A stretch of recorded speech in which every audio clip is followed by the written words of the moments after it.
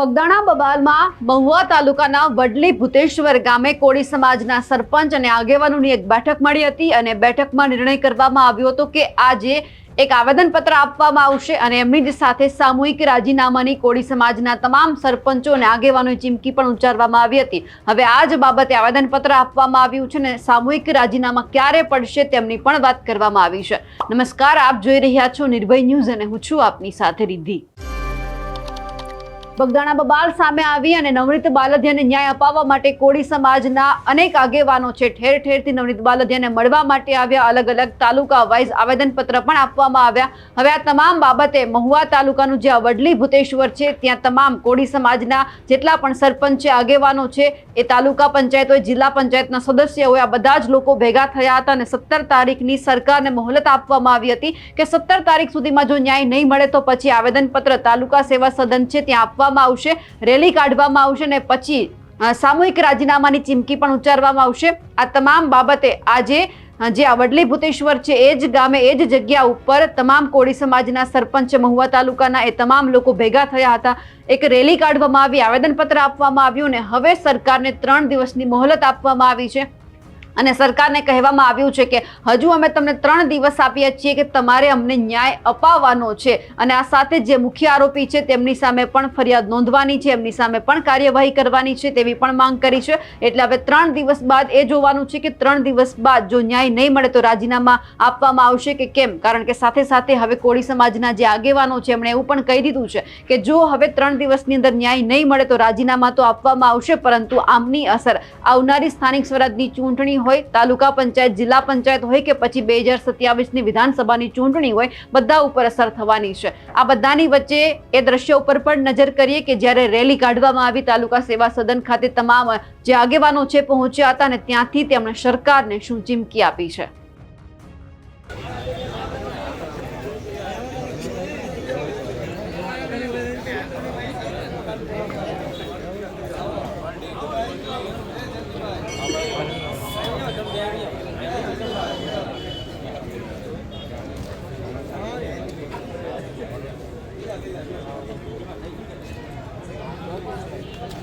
આપણે આવેદનપત્ર આપવા જવાનું છે એ બધાય બહોળી સંખ્યામાં ધારો કે વિજયભાઈ છે, સરપંચ એસોસિએશનના પ્રમુખ શ્રી મુન્નાભાઈ છે, અહીંયા વિજયભાઈ બેઠા, વલ્લભભાઈ બેઠા, રમેશભાઈ બેઠા છે, ભગાભાઈ બેઠા છે, આપણા બધા આગેવાનો બેઠા છે। મહુવા તાલુકાના લગભગ મેજોરિટી મારા હિસાબથી મેજોરિટી આવી જાય છે બધા આગેવાનો। એટલે આપણે એક બધા સાથે મળીને ઝુંબેશ ઉઠાવીએ, આમને આમ સક્રિય રહીને આમને આમ જાગતા રહેવું તો જ આપણને ન્યાય મળે।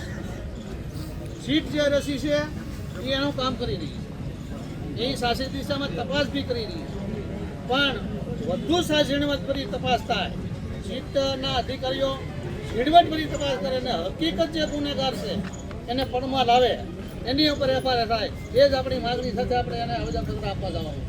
આજે બહોળી સંખ્યામાં આપણે મંડળ કચેરીએ બધા સાથે મળીને આવેદનપત્ર આપવા જઈશું, શાંતિથી જઈશું, આપણે ગાંધી શિક્ષા માર્ગે જઈશું। કોઈ ભાઈ કોઈ જાય ગેરવર્તન કરવાનું નથી, આપણે કોઈ ગેર શબ્દો બોલવાનો નથી। આપણે મામલતદાર ઓફિસે શાંતિથી એકદમ અહીંથી હાલતા તો ચાલતા મામલતદાર ઓફિસ જઈશું, આવેદનપત્ર આપશું। સમાજને વિનંતી કરું કે કોઈ કાંઈ પણ ઘટના ન બને, આ આખો મુદ્દો ડાયવર્ટ ન થાય, એ માટે આપણે શાંતિથી આવેદનપત્ર બહોળી સંખ્યામાં જઈશું। જય જય કોળી સમાજ।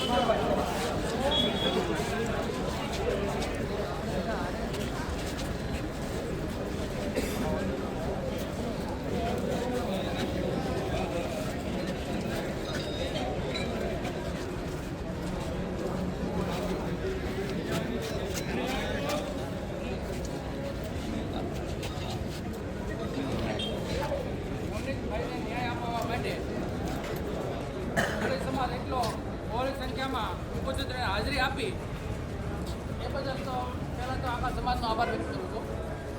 અને નવનીતભાઈને જલ્દી ન્યાય મળે એ માટે આપણે સાહેબને આવેદનપત્ર આપ્યું છે. અને આપણે આશા રાખીએ કે જલ્દી ન્યાય મળે, અને જો ન્યાય ન મળે તો આપણે આવતા સમયમાં આપણે કોઈ પણ આંદોલન કરશું અને ગાંધી ઇન્ડિયા માર્ગે આંદોલન કરશું એવું. અને જરૂર પડશે તો બધા પાર્ટીમાંથી રાજીનામા આપજો અને સરપંચો પણ રાજીનામા આપશે જરૂર પડે તો. અને અત્યારે બધાએ સમાજ ભેગો થયો અને બધાએ ખૂબ લાગણીથી બધા જોડાણા સમાજની સાથે રહ્યા, એ બધાનો આભાર વ્યક્ત કરું.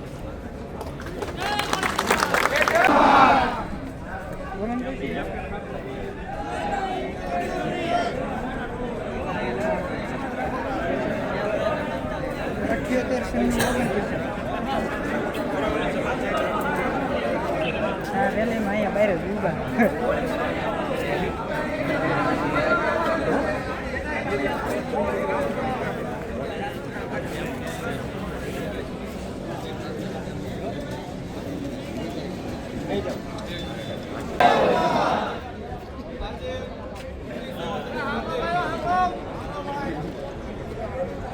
મોટી સંખ્યામાં મહુવા તાલુકાનો એટલે કોળી સમાજ ભેગો થયો છે. કારણ કે નવનીતભાઈને આજે જે બનાવ બન્યો છે એના 18 દિવસ થયા છે.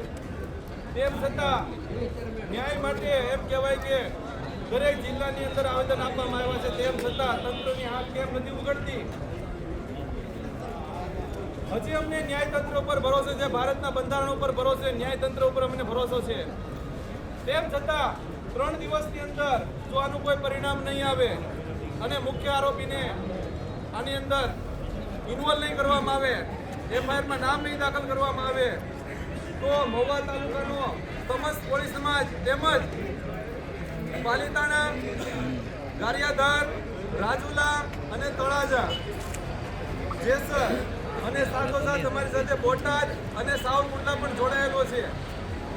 આ બધા જ અને તેમ છતાં સમગ્ર ગુજરાતમાંથી એક સાથે કોળી સમાજના જે પણ આગેવાનો છે, જે કંઈ પદાધિકારો છે, તે ભારતીય જનતા પાર્ટીમાંથી એક તારીખ નક્કી કરીને આગામી દિવસોમાં સામૂહિક રાજીનામું દેવામાં આવશે.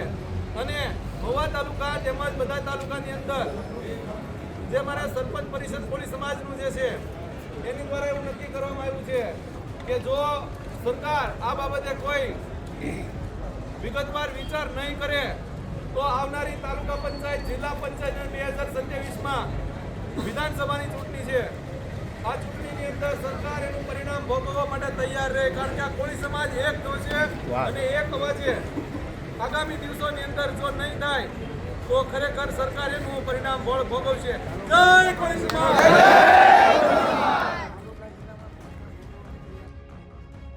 હવે જ્યાં કોળી સમાજના તમામ આગેવાન છે, સરપંચો છે, તમામ લોકોએ ભાજપ સરકારને કહી દીધું છે કે અમે તમને 3 દિવસ આપીએ છીએ. તમારે હવે આ 3 દિવસની અંદર એ વિચારવાનું છે કે નવનીત બાલદિયા છે એમને ન્યાય કઈ રીતે અપાવો. કારણ કે મુખ્ય આરોપીનું નામ આમાં જોડવાની માંગ કરવામાં આવી છે. હવે આ 3 દિવસની અંદર મુખ્ય આરોપીનું નામ જોડાય છે કે કેમ તે પણ સવાલ છે. અને જો નહીં જોડાય તો 3 દિવસ પછી ભાજપ છે એ પણ તૈયાર રહે, કારણ કે સામૂહિક રાજીનામા પણ પડવાના છે. અને એમની સાથે એ પણ તૈયાર રહે, કારણ કે હવે ભાજપને ક્યાંક સ્થાનિક સ્વરાજની ચૂંટણીમાં તમામ લોકો બતાવી દેવાના છીએ કે અમે કોણ છીએ.